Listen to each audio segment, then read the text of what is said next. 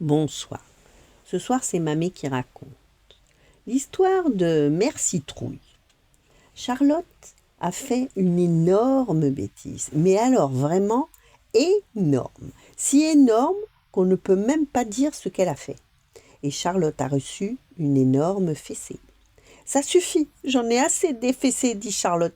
Et puisque c'est comme ça, je m'en vais chez la mère Citrouille et on verra ce qu'on verra. Na!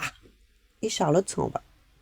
La mère Citrouille habite au bord de la forêt, dans un trou de rocher, avec un chat noir de mauvaise humeur et un corbeau qui dit des gros mots.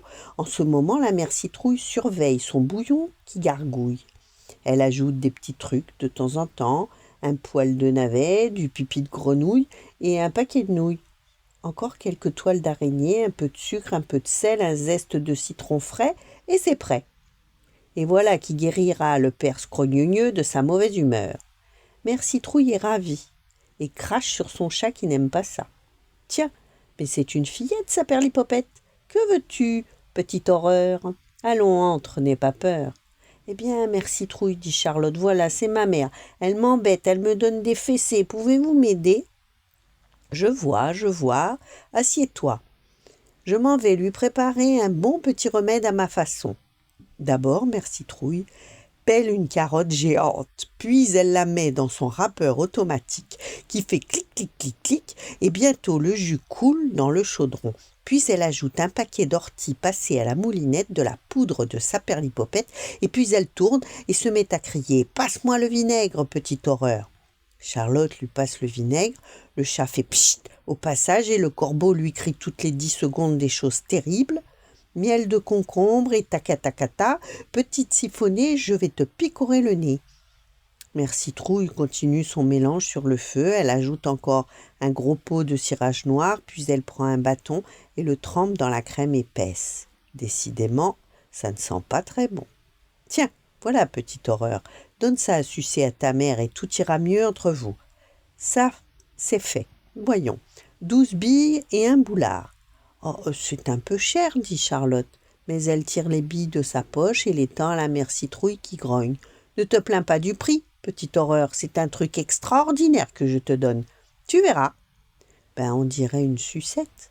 Bien sûr que c'est une sucette, petite horreur, que ça peut être bête, ces enfants. Allez, fiche-moi le camp, j'ai d'autres bouillons à faire bouillir. Et Charlotte s'en va. En chemin, elle s'arrête dans un champ rempli de pâquerettes. Tiens, voilà Jiminy le poney. Jiminy, c'est le grand ami de Charlotte. Elle le caresse, il la lèche, et au passage, il plante un grand coup de langue sur la sucette. Ça alors, voilà que sur la tête de Jiminy, juste entre les 2 oreilles, il vient de pousser une corne à rayures du plus bel effet. Au revoir, Jiminy, lui crie Charlotte en s'éloignant en courant, en se disant pourvu que l'effet de la sucette ne dure pas trop longtemps. Au détour du chemin, voici Castagnette, la chatte des voisins, qui vient d'avoir 7 petits la semaine dernière. Castagnette, Maminette, qu'ils sont jolis tes petits. Et tandis que Charlotte câline la petite chatte qui ronronne, les 7 petits lèchent gentiment la sucette, évidemment. Et voilà les 7 bébés chats qui se couvrent de plumes, puis il leur pousse 2 belles ailes à chacun et ils s'envolent tous les 7, comme ça, vroom. Oh, mes enfants, crie Castagnette affolée.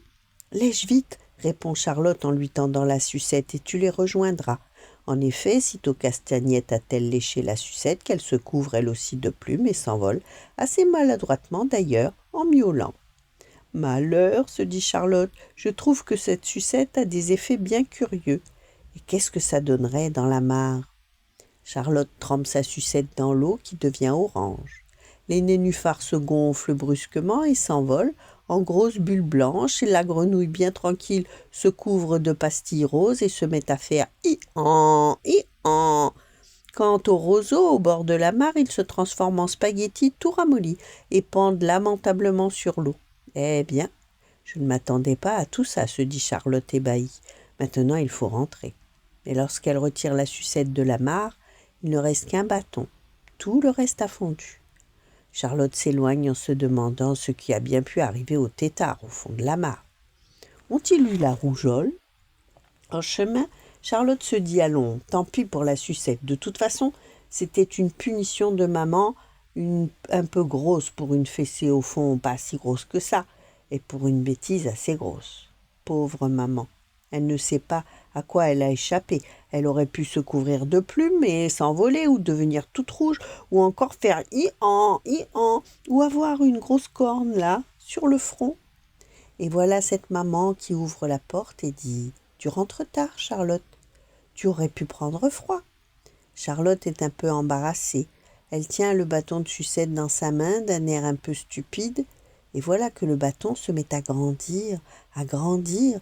Il se transforme en une fleur avec des tas de pétales bleus et violets. Une fleur comme on n'en voit presque jamais, tellement elle est belle. Charlotte trouve la fleur très belle et sa maman la trouve extraordinaire. Elle la met dans un grand vase de porcelaine et elle fait un énorme bisou à Charlotte. Et depuis ce jour, tout va bien entre Charlotte et sa maman.